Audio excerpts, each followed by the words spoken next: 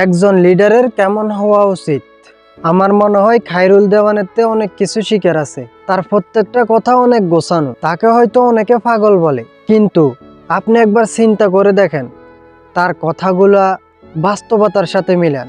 তার এই কথাগুলো আমার কাছে অনেক ভালো লাগছে। শুনেন। আমি যদি প্রধানমন্ত্রী হতে পারি তবে জনগণকে 50 লক্ষ করে টাকা দিব, এটা সম্ভব। আমি তো টাকা দিব না, একটা কাগজ দিয়ে দিব।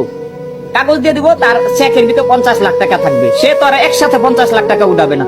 সে বীজ কেনার জন্য 10,000 আনবে, আরেক ভাই 10,000 নিবে, আমি নিবো 10,000, আমার পিছনে ইনভেস্ট হবো 10,000 20,000, একবারে তো 50 লাখ উঠাবো না। হঠাৎ করে যদি আমার 50 লাখ টাকা ওষুধ বিসুখ হইলে দরকার হয়, তখন আমি 50 লাখ টাকা চেকের মাধ্যমে একজনের কাছ থেকে আরেকজনের কাছে আদান প্রদান করবো।